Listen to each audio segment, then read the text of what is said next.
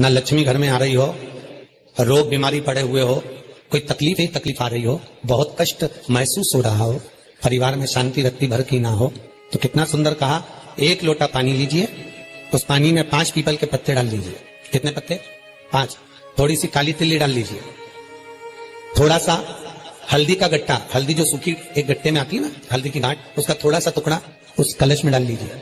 और जिस व्यक्ति का समय गड़बड़ चल रहा हो, लक्ष्मी नहीं आ रही हो, बीमारियां बनी हुई हो, दुख हो, तकलीफ हो, कष्ट हो, बस वो पानी को लेकर जाओ जिस व्यक्ति को ज्यादा कष्ट है, और पानी लिलाकर शंकर जी के ऊपर वो चढ़ा दीजिए। और जब शिव जी पे जल चढ़ जाए, वो 5 जो पत्ते आपने बेल उसके पीपल के डाले हैं, उस पीपल के पत्ते को उठाकर वापिस अपने ऊपर जल का सिंचन कर लीजिए महाराज। आपको 3 दिन में अंतर मालूम पड़ जाएगा कि आपके कार्य बनना चालू हो जाएंगे और आप रोग से मुक्त होना चालू हो। यदि आप बाजार से साड़ी खरीद कर लाओ, भले 200 रुपए की हो, भले 200 की है, आपके घर में जो भगवान बैठे हुए हैं, आपके घर में जो शंकर बैठे हैं, जगदम्बा बैठी है, गणेश जी बैठे हैं, कार्तिकेय बैठे हैं, आपके घर में लड्डू गोपाल बैठे हैं, आपके घर में जो भी देवी देवता बैठे हैं, भले कोई भी देवता हो, जो साड़ी आप खरीद कर लाए हो, उस देवता को समर्पित कर दो 5-10 मिनट के लिए, प्रभु ये आपका। और फिर भगवान से वही साड़ी वापिस ले लो, प्रसाद उसको पहन लो। महाराज किसी को उसका रुपया मत बताना कि कितने की साड़ी है, भले 200 की है, बताना मत ही। बाजार में निकल जाना, सहेलियों के घर चले जाना, मेहमानी करने चले जाना, किसी से मिलने चले जाना।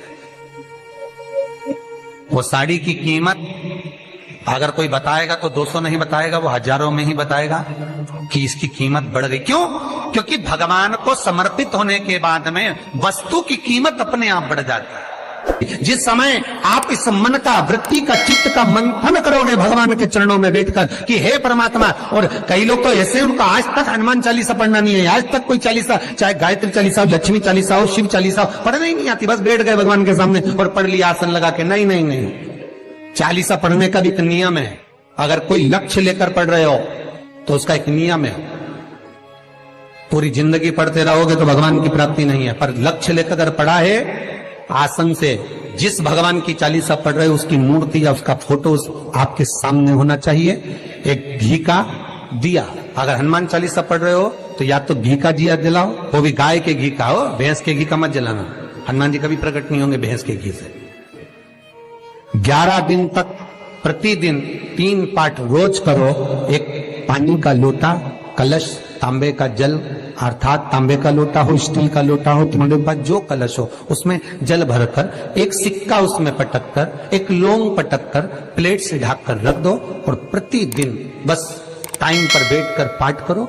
11 दिन पूर्ण होंगे, जिस कामना से आपने पाठ करा है, बस वो सिक्का, वो लौंग कलश में से निकाल लो, जल का आचमन करो और जिस काम के लिए करा है वो जल उस प्रयोग में ले लो। उस प्रयोग, किसी से बात करने जाना है तो वो जल पी कर जाइए, कोई से हाथ मिलाना है तो वो सिक्का, वो लौंग अपने हाथ में रखिए, अपने साथ रखिए। कई लोग कहते हैं हम तो बहुत दिनों से हनुमान चालीसा पढ़ रहे हैं, हम बहुत समय से राम रक्षा स्तोत्र का पाठ कर रहे हैं, हम बहुत समय से ये कर, अरे तो उसको नियम से तो करो। भगवान शिव को नियम दे। एक कोई वस्तु आपने खरीदी, कोई चीज आपने खरीदी, वो भगवान को पहले दे दो। यदि आप भगवान को दोगे तो उसकी कीमत अपने आप बढ़ जाएगी, उसका सुख अपने आप बढ़ जाएगा, उसका आनंद अपने आप बढ़ जाएगा, अपने आप। भगवान के सामने कोई वस्तु अगर पहुंचती है तो उसका स्वाद बढ़ गया। प्रैक्टिकल करके देखना, कहीं सियोर वाला महाराज झूठ तो नहीं बोल रहा, तो आज ही प्रैक्टिकल करना। थोड़ी सी कोई प्रसाद बना लेंगे, थोड़ा सा कोई प्रसाद, कोई आटा सेक कर, आज मत सेकना तो कल सेक लेना है, कोई आटा सेक कर शक्कर मिलाकर पंजेरी बनाना, दूध, दही, शहद, शक्कर मिलाकर पंचामृत बनाना, एक पंजेरी और पंचामृत सत्यनारायण भगवान के सामने रख देना, एक पंजेरी और पंचामृत शंकर जी के सामने रख देना, एक पंजेरी पंचामृत किसी भगवान के सामने रख देना, एक पंजेरी पंचामृत किसी भगवान के सामने रख देना और एक पंजेरी पंचामृत फ्रिज के ऊपर रख देना। एक पंजेरी पंचामृत कहीं रसोई घर में पड़े रहने देना, अलमारी पे रखे रहने देना, उसको भगवान के सामने मत ले जाना। तो तुम देखोगे कि जो भगवान के सामने, सत्यनारायण के सामने, शंकर जी के सामने, तुम्हारे भगवान के सामने जो तुमने पंजेरी और पंचामृत जो बनाया है उसको खाकर देखना, उसमें स्वाद बढ़ जाएगा। और जो फ्रिज के ऊपर रखा है, अलमारी पे रखा है, रसोई घर में रखा है, उसमें स्वाद नहीं आएगा। इतने इस टीवी के माध्यम से कथा को सुन रहे हैं, फेसबुक यूट्यूब से जितने लोग इस कथा को सुन रहे हैं, एक बार प्रैक्टिकल जरूर कर देखना।